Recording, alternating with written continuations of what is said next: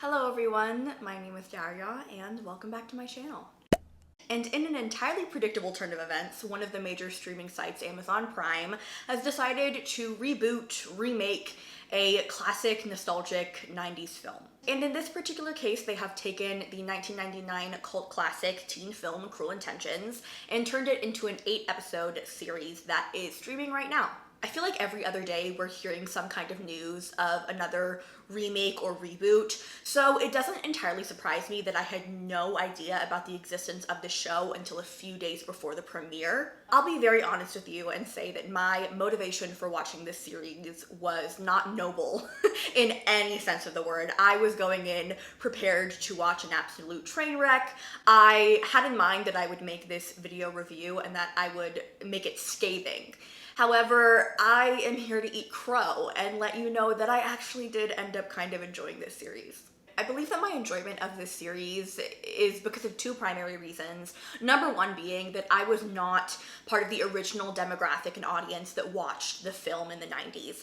I was born in 98, so this was not really my time, you know? I do not have a nostalgic attachment to the film that a lot of millennials may have. Another reason I believe that I was able to enjoy this series, and I would say probably the more important reason, is that it felt so far removed from the original material. In this iteration of Cruel Intentions, all of the characters are in college and college aged. That is the primary setting for this show, and I have to say that I think that the show benefited a lot from that. Watching the original movie recently like I did, I was just very jarred by the fact that these were meant to be 16 or 17-year-old high schoolers. It didn't really feel authentic, especially because, like Hollywood always does, casting people who are in their early to mid-20s. And I also just think that we need more shows set in college. I feel like, in general, teen shows are kind of a dying breed. That's a whole nother conversation. But I would really love to see more shows like this that are set in college, that are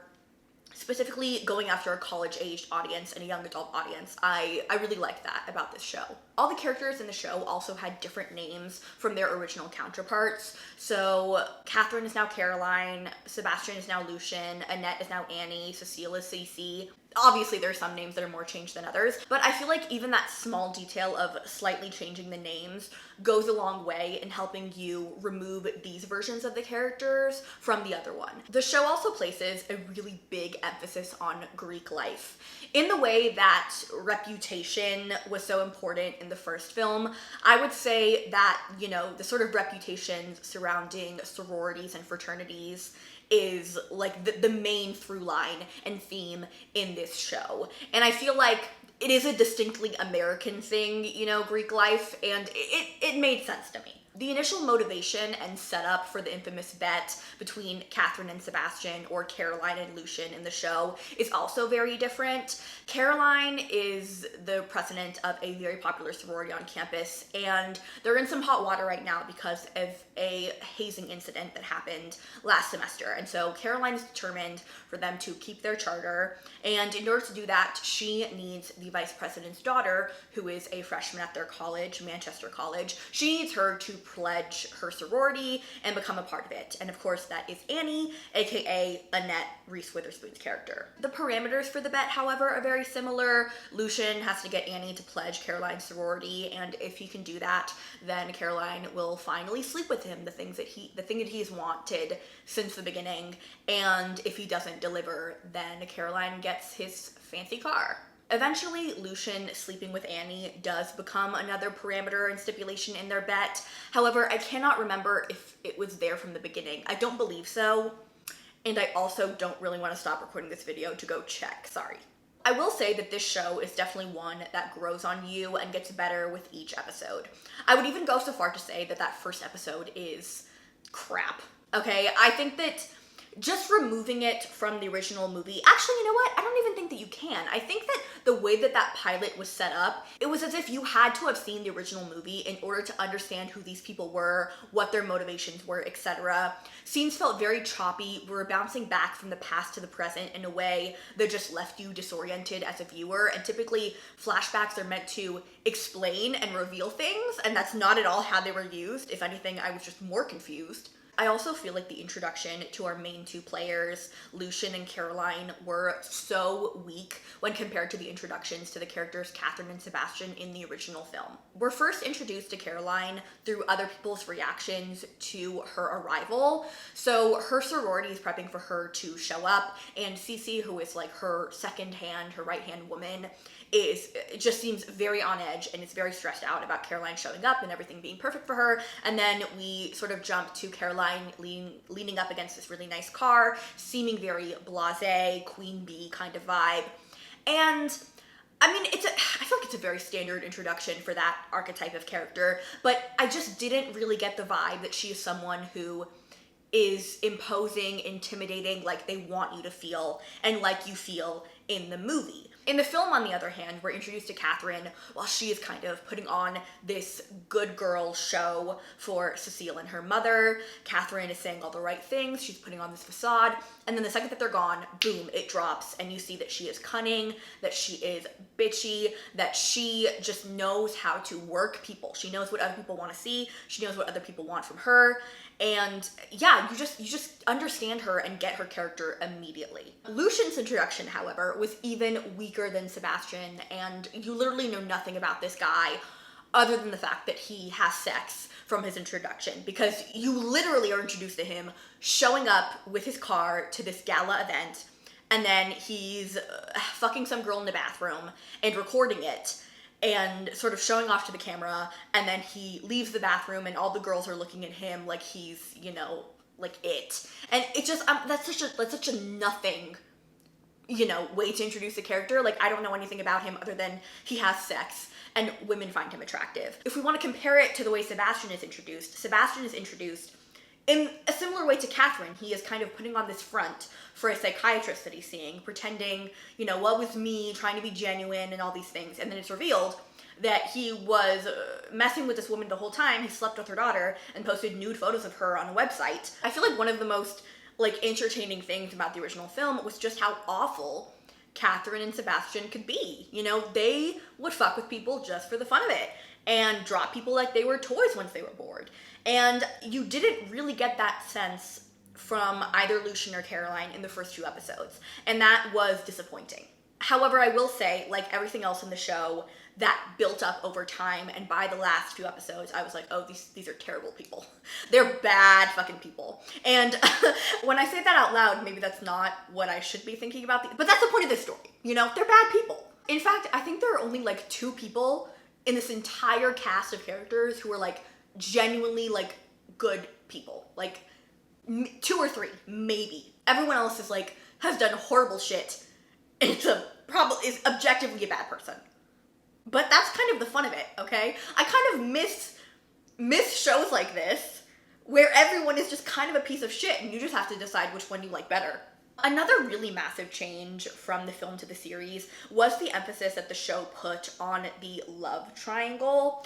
And I put that in air quotes because in the film, I don't think I would constitute that as a love triangle between Catherine, Annette, and Sebastian. It was very obvious from the beginning that Catherine does not care for Sebastian, that there is not love between them. On Sebastian's side, there's just lust and wanting what he can't have. And on Catherine's side, she just likes to play games. Like, she doesn't give a fuck about that guy. It made the relationship that he has with Annette just such a stark contrast from what he has with Catherine. However, in the show, they were really playing with this idea that Lucien and Caroline genuinely care about one another. And I'll say that I did not like this because, first of all, and literally the only point that I should have to make when talking about how much I don't like this is the fact that they're step-siblings. Can we just not? Like, please, okay? Because I saw people actually shipping this and I was like, what the fuck? What are you doing? Especially because Lucien said it was sometime around the age of 12, when they were both 12, that their parents got together. So they've known each other for probably a decade and grown up in the same house and gone through puberty and all these developmental stages as brother and sister. Like, like someone fucking call CPS, someone call the police, call the FBI, like, like it's so, ooh. Anyway, I'll tell you more reasons why I don't like it, but I feel like that should be enough. mean, I can't believe I'm gonna try to understand people who are shipping step-siblings. I can understand the appeal of two people who are very fucked up, who put up these walls like Lucien and Caroline do, and yet in front of each other, they have a kind of vulnerability at times. Because with Caroline's character, you actually do see like why she is the way that she is more than you do in the film. In the film, Catherine is just a bad fucking person. We don't need to know her motivations or empathize with her. But the show actually does take some significant steps for you to empathize with Caroline and understand where she's coming from. And Lucien is the only person who really sees that. And I'm thinking of one scene in particular, I don't want to spoil it in this part of the review, he kind of comforts her in a moment of vulnerability. And it seems like there is genuine care and feelings. And I'm sorry, I hate it. I don't like it. Yeah, I don't like it.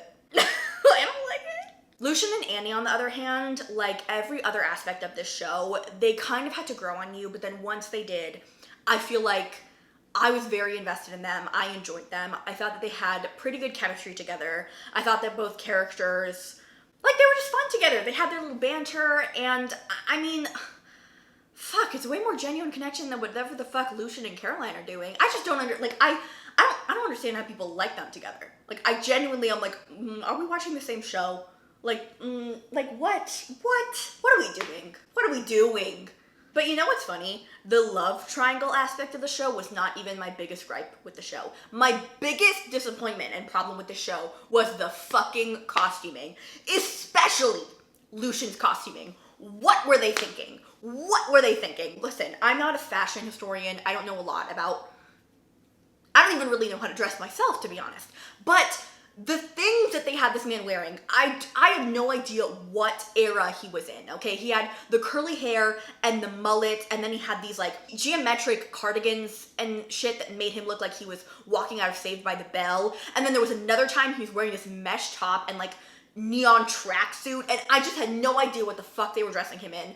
And you know what sucks? It lessened his appeal. That's the thing, because I know a lot of people have a lot to say about Ryan Philippe and his, you know, aura that he puts off as Sebastian.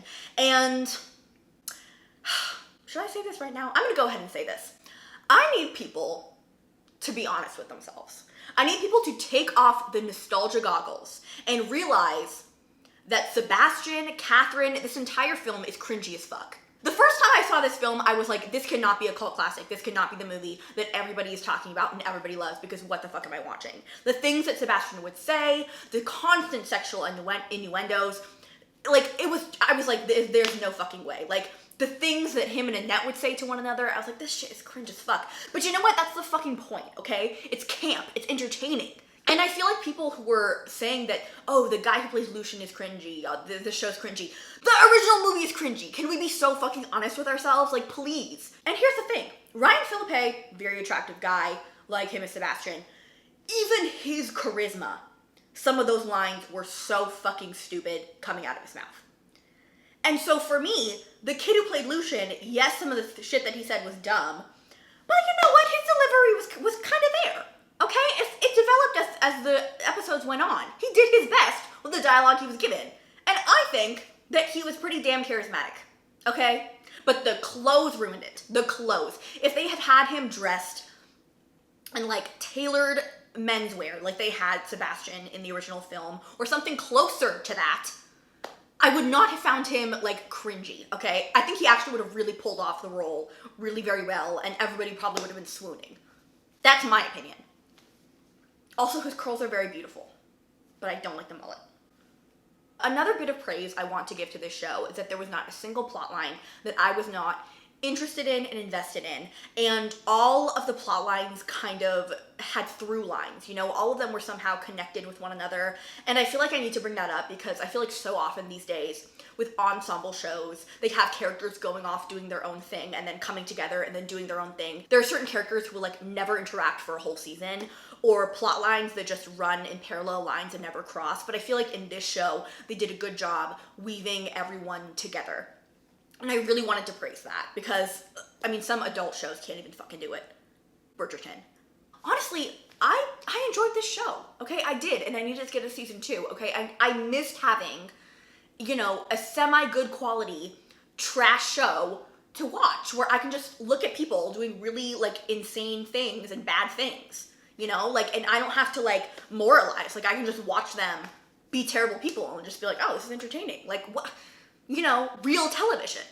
I would say to anyone who is on the fence about watching this show, if you are on the fence because you love the original so much, I would say still give this show a try, because like I said, there are so many things about it that remove it from the original. It doesn't even feel like a remake, okay? Honestly, I feel like they should have just said inspired by or loosely based off of, because there's so many things that are different and expanded upon and changed in this show. If you're on the fence because you feel like the show just like isn't good and is gonna be boring, I would say give it the first 2 episodes, and then by episode 3, you'll be locked in. By episode 5, you'll be like, oh shit, this is good. And then you'll just like finish the season easy, probably in like 1 day. I did. So I'll now be jumping into the spoiler part of this video where I'll be talking about each of the characters one by one, their arcs, what I think about them, etc. So if you have not watched the show, bye-bye.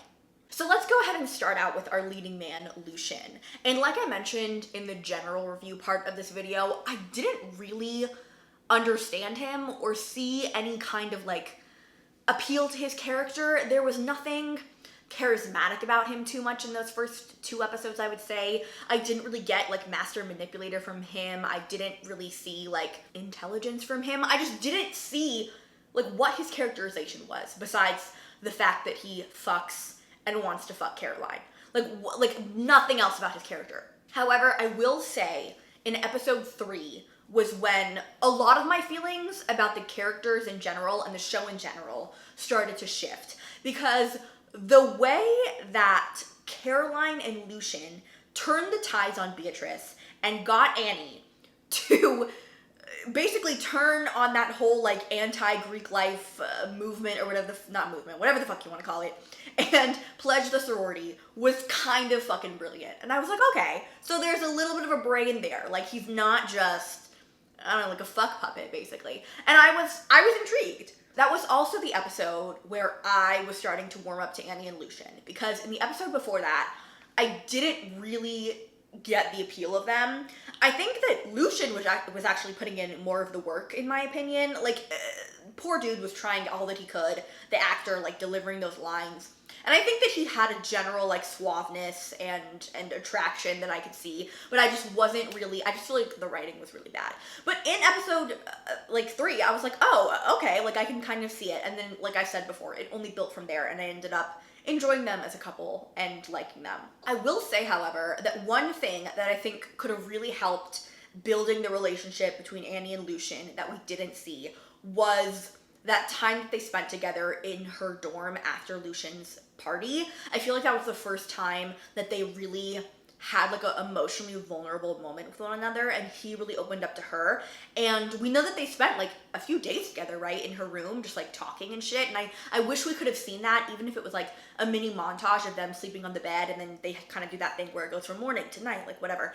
I feel like that was definitely a missed opportunity, because it's like right after that all the truth comes out, all the mess happens. And I think having that time together with them would have really established them and made that falling out hit even harder. One thing that was always in the back of my mind with his character was, of course, why is he filming these interactions? And who did he sleep with? Professor Chadwick's ex-wife, he slept with her, and she said something about, you know, you want to put distance between yourself and the person. And I thought, oh, okay. And then in my head, I was like, okay, well, now they're going to do the thing where, like, when he sleeps with Annie, he's not going to record them. A very, you know, classic cliche. But then he whipped out the camera, and I was like, what the fuck? And then when it was revealed that he sent those videos to Caroline and then it showed her like pleasuring herself to them, I was like, that was kind of a gag. Maybe other people, I'm sure there are a lot of people who predicted it, but I didn't. I thought it was like the emotionally unavailable thing, and he just like wanted to perform for a camera, but he was performing for her? That's crazy. That's crazy. I was like, oh, and that's when it kind of sunk in for me that like, oh, okay, so this series is as fucked up as the original movie. Like, these bitches are crazy for that. And I'll be honest, I still don't know, did he record them or not? Did they sleep together or not? Because There were some people saying that, like, apparently they didn't, like, but I swear there was a portion of the video of them making out and him looking at the camera that you could see, but then she wasn't freaking out over her video being leaked. So did he film her or did he not film her? This is me genuinely asking, like, I don't know. 1, did they actually have sex? 2, did he film her? 3, maybe he filmed her but didn't send it to Caroline? I don't know, and I would like to know. Although I wonder if maybe that's part of the mystery that will be revealed in the 2nd season, which I hope that we get. And now that I'm talking about Caroline, we can talk about her, like, more in depth. Again, same with Lucien. I did not really get, what's the word? The oomph from her. I don't think that's not a word. But, like, I didn't get cunning, manipulative, kind of, like, always looking for the weakness in people from her until, I would say, episode 3, again, with her and Lucien kind of teaming up to take over, to get the reporter on their side, and then also to get Annie to join. And then, oh my god, that shit that she pulled with the professor, the way that she was telling Cece that he's, like, like, listen, I'll get into my feelings about that later, because, like, do I think she was entirely wrong? No. However, the shit that she pulled was crazy. Like, the manipulation of Cece was insane. And I have to say, I think the plot line that I'm most excited for in season 2, we better be getting a season 2. The hints that we got of Cece and Annie seeing Caroline's, like, the mask come off, seeing who she really is. I am so excited for them to team up and try to take her down. I think that would be so fun, and I really hope that that's where they're going. Caroline was just a fascinating character. And what's fascinating about her is that I really felt like I never could fully tell if she was being genuine or not. I really liked that scene where she just, like, got so upset at her mom at the table. And I was like, the whole thing with her mom, I was like, okay, they're really trying to give her some kind of, like, vulnerability. That everything that she does, she's trying to impress her mother, that she is this, you know, manipulative bully who is trying to impress and please an even bigger manipulative bully. But at the same time, like, it's hard because, for example, like, what she did with Cece, like, she obviously, like, wants Cece to be this almost, like, vulnerable, like, treat her like a pet, basically. And how she is with Lucien, like, I don't know if she really, I mean, obviously we know, even if she does care about him, it's a very toxic level of care. But at the same time, I don't even know if she really, I don't know if she's, like, capable of, like, genuine care for people. Like, there were a lot of times that I was like, I don't really know what her motivations are, if she's being serious, if she's not. And I would say, honestly, I don't mind not knowing. I think that's what makes her interesting, to be honest. Next, we can talk about Annie.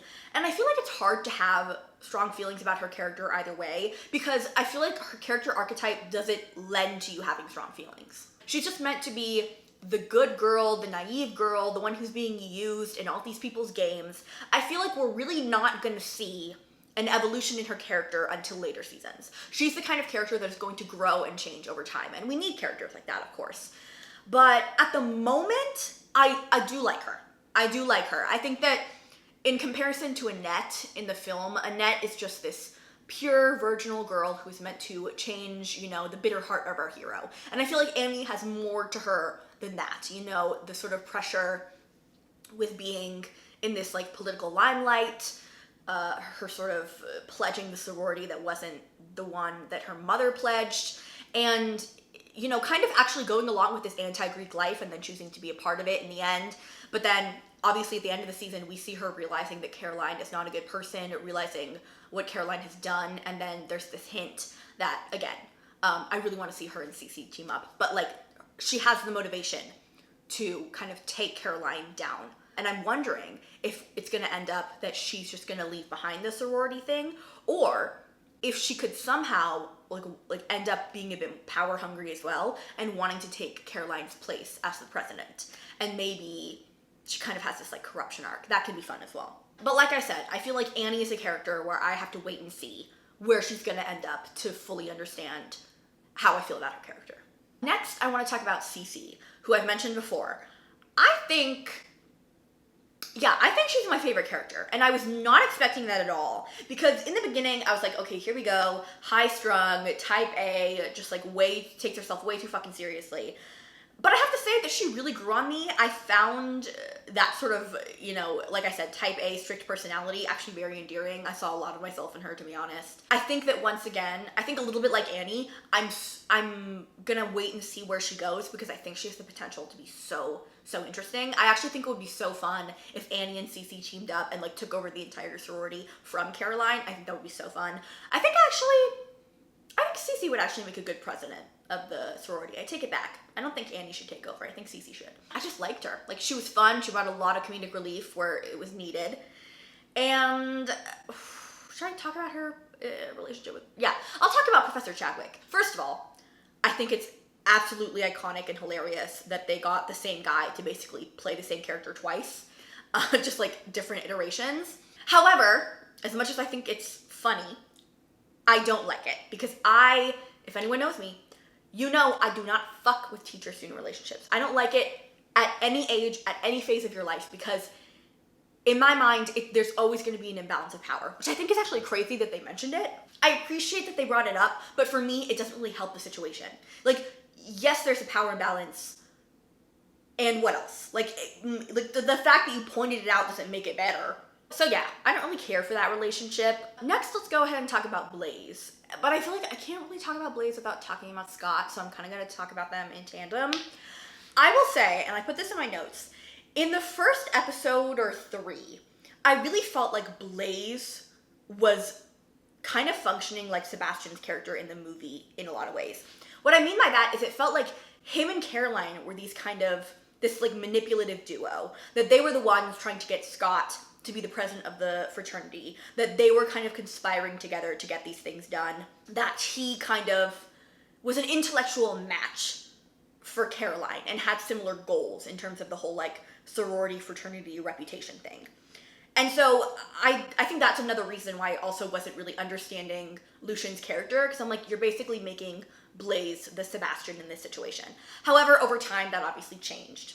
I will say that I really enjoyed Blaise for similar reasons I enjoyed like Caroline and Lucien. Like I love a backstabber. I love a manipulator in situations in teen shows like this. I'm sorry, like I just eat it the fuck up. Yes, obviously I feel really bad for Scott and like it crushed me, seeing what Blaise did to Scott, but at the same time I was kind of eating it the fuck up. The whole like making him sign checks or whatever the fuck he's making him sign and stealing the money the whole time, I was like, drama. Like, oh my god, I ate it. Like I said, I ate it up. I loved it. The confrontations between him and Scott, I think, were so well played out, especially, oh my god, I think the scene that got me the most in the entire series was when he went to Scott's dad's house and basically, like, was blackmailing him, and then you find out that Scott was there and told his dad about their relationship, and they were gonna cover the money for him, and everything was gonna be okay. Oh my god! I actually had to pause and like take a lap around the room because Blaise's face when he came to that realization compared with like Scott's hopeful expression was crazy. I felt so awful. But at the same time, bitch, that is good fucking drama. That is good drama. I'm sorry. Unfortunately, characters that are good have to suffer for there to be good drama in these shows. I'm sorry. For my entertainment, you will have to suffer. I know a lot of people were really upset with Blaise because so many people loved Scott. Like, I think he was a lot of people's favorite character, and I get it. However, I think Blaise is probably one of the most interesting characters because his motivation is so much more understandable than, like, Lucien or Caroline, who care about, like, reputation, impressing mommy or daddy, or, like, fucking just messing with people because they can. Like, Blaise has to fight, crawl, kick, do everything he can to get even like a small percentage of what these other people already have easy access to. And I feel like I really hope that they put more emphasis on that in the next season, because that conversation that he had with Scott was so important, because essentially what he was saying is that, Scott has the luxury of having morals. He has the luxury of having ethics. When you don't have money, when you're doing everything you can to fucking scrape by, you don't have time to wonder is this the good thing? Is this the right thing? Like, you just have to fucking do it and do what you can. And I totally understood that, and I really liked it. I think it, like, created, like, real genuine tension and stakes and conflict. I thought it was great. Also, one last thing I'll say about Scott is that it never failed to make me laugh when he would refer to them as, like, best friends and then, like, kiss him, or talk about how funny it was to suck his dick.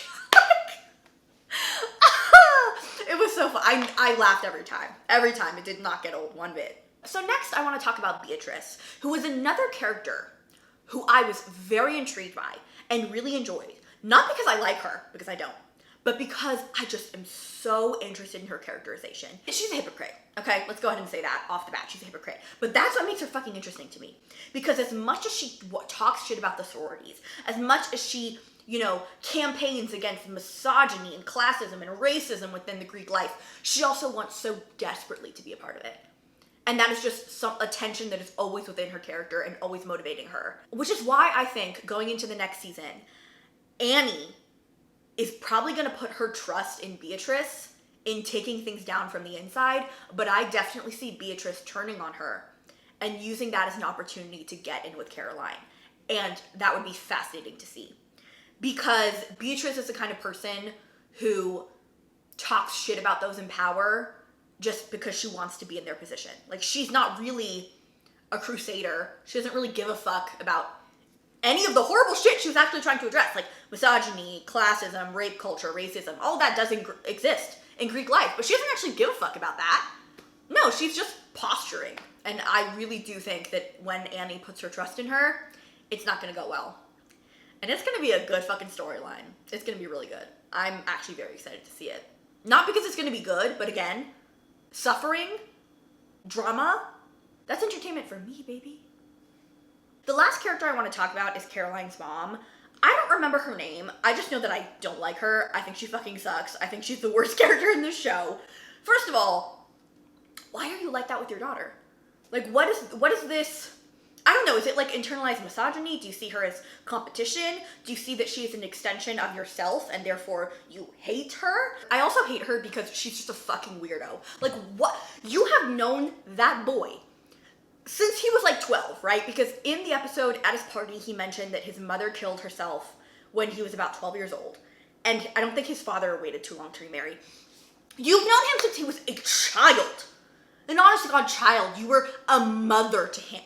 And you still, oh my God, the second that they focused in like the first episode with her hand on his leg, I was like, it's over.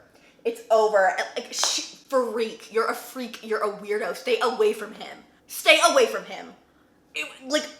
I hated it so bad. Like, I think I definitely hate her more than any other character in the show. Anyway, those are my rambly, very not well thought out feelings on this show and its characters and their arcs.